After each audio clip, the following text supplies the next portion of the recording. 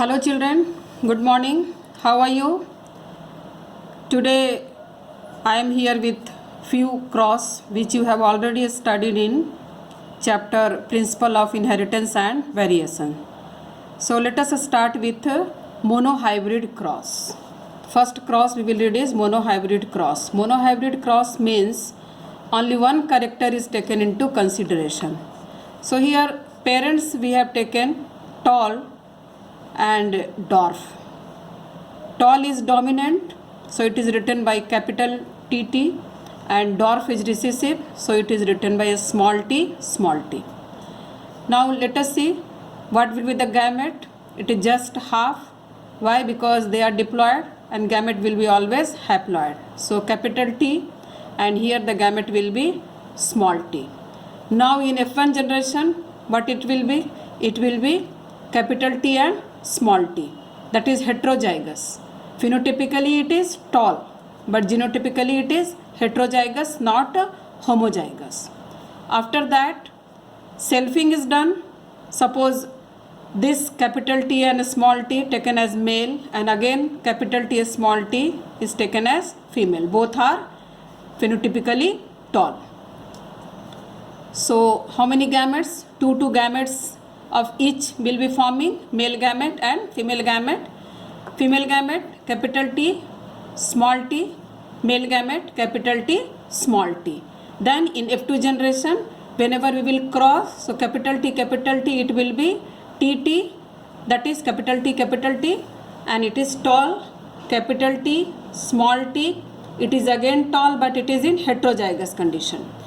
Small t with capital T, again it is tall with heterozygous.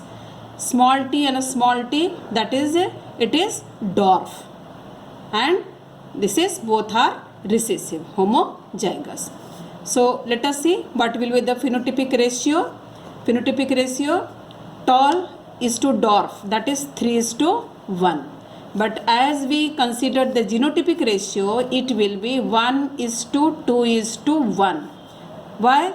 Because this TT, capital T, and this capital T small t, though both are tall, but this is homozygous tall and this is heterozygous tall. So the ratio is 1:2:1. As you have seen here, this is 1 and this is 1 and 2 and this is 1. So 1:2:1. So genotypic ratio will be 1:2:1. Now I am giving you one homework. Make a cross of round seed with wrinkled seed and find out the phenotypic and genotypic ratio. Second one is the test cross. So let us see. Test cross means cross between dominant phenotype of F1 of unknown genotype. It may be homozygous or it may be heterozygous, but both should be dominant with recessive parents. So here it is the cross between dominant phenotype of F2 of unknown genotype. Unknown genotype means test cross is of two types. One will be of homozygous dominant, another will be of heterozygous dominant, with always with recessive parents. So here we will see both the type of crosses. In one cases, parents of F2, that is capital V, violet, into cross with small v, that is white. Another case, it is heterozygous, capital V, small v into small v, but both are violet. This is also violet and this is also violet. Here in this case, the gametes will be male gamete, capital V, like that. It is always haploid. Here, small v. So all will be a violet, but all are heterozygous. This is also. So what is the interpretation in this case? Unknown flower is homozygous dominant. So this will be homozygous dominant in this first case.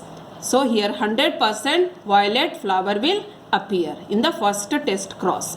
Let us see the second test cross. Here it is heterozygous, capital V and small v. Here small v, because the cross is with recessive parent only. So here it will be capital V, small v, here it will be capital V, small v, but here it will be a small v, small v, small v, small v. So whenever this is homozygous condition, then it will be white, white. Okay, so here it will be violet, violet, here it will be white, white. So what will be the ratio? It is 1:1, that is 50% violet and 50% white. So here unknown flower is heterozygous. So why the test cross is done? It is done to test the heterozygosity of flower. Okay, so it is all about your test cross. Now third cross is incomplete dominance. Incomplete dominance means it in F1 generation the outcome does not resemble any of the parent. So here it is very nicely illustrated in my that video. You will see that what you will there. So here parents with red flower and here white flower, and this incomplete dominance is seen in Snapdragon, Mirabilis, Jalapa or Antirrhinum species. So here you see that it is the red flower and it is the white flower. We have taken here male as red flower and female as white flower. It is not hard and fast rule that male will be red flower, female will be white flower. You may reverse it. Okay, so the gametes will be again half, that is capital R, because it is diploid, here it is also diploid. So capital R, here it is a small r. So what will be obtained? Here it is capital R and a small r in F1 generation. Unlike law of dominance, unlike monohybrid cross, it will be pink. It is not red. So that is, it does not resemble any of the parent. So it will be pink. So again when selfing is done, so let us see capital R small r into capital R small r. So here the gamete will be female gamete, capital R small r, male gamete, capital R small r. So here there will be the possible progeny, offspring. Here it is R, capital R, that is red, resembling the parent. Here it is capital R small r, capital R small r, that is resembling the F1.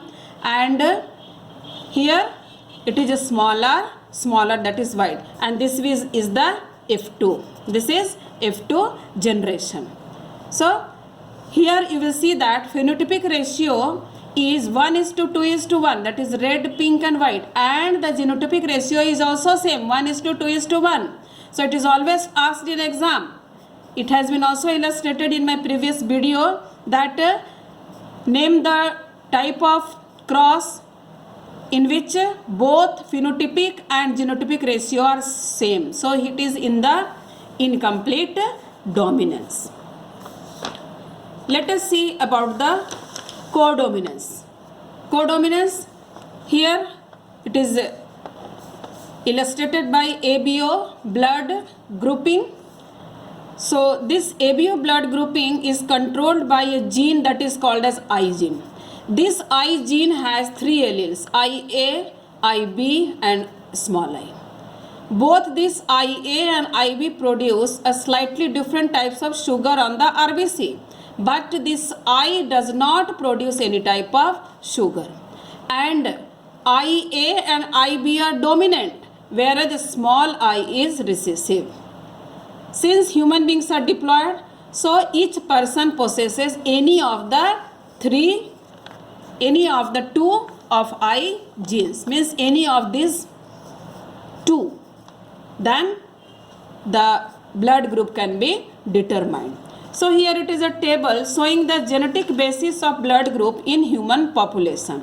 Suppose this is the allele from parent 1 and this is the allele from parent 2. So what will be the genotype and what will be the blood group of offspring? So suppose parent 1 have IA and IA, parent 2 have also IA. Then genotype what will be? IA, IA and the blood group will be A. When it is IA, IB, then it will be AB. IA and IB, and the blood group will be AB. Why? Because this is also dominant and this is also dominant. So that is why it is called as codominance. Means both are dominant. So it will be AB. Here parent 1 is IA and parent 2 is a small I, then it will be IAI and the blood group will be A. Why it will be A? Because this is recessive and this is dominant. Next, allele from parent 1 is IB and parent 2 is IA. So it will be IA and IB. Again the blood group will be AB because A is also dominant and B is also dominant. Next, allele from parent 1 is IB and again second is also IB. So it will be IB. So blood group will be B. Next one, IB small I. Here genotype of offspring will be IB small I, then the blood group will be B. Why B? Because this is recessive. When both the parent have a small I, then here it will be a small I, and in this case only the blood group will be O. Only in this case. Okay, why? Because this is also recessive and this is also recessive. So by knowing the blood group of father and mother, you can find out the probability of blood group having in offspring. So you may find in home by asking the blood group of your parent. Here I have given you the two examples. Suppose the parent is like this, IA and IB, male, father, and mother is IA small I. Then what will be the gametes? Here IA and IB, here IA and a small I. Here gamete is, female is IA and I small I, male is IA and IB. Then here the blood group will be IA means blood group A. Here IA small I blood group A. Here IA IB blood group AB, and here IB a small I blood group B. So here you see what is the probability. 50% blood group will be A, 25% blood group will be AB, and 25% blood group will be B. So you can find out the blood group of offspring when you are knowing the blood group of your father and mother. Next, second case is, suppose the parents is IAI and IBI.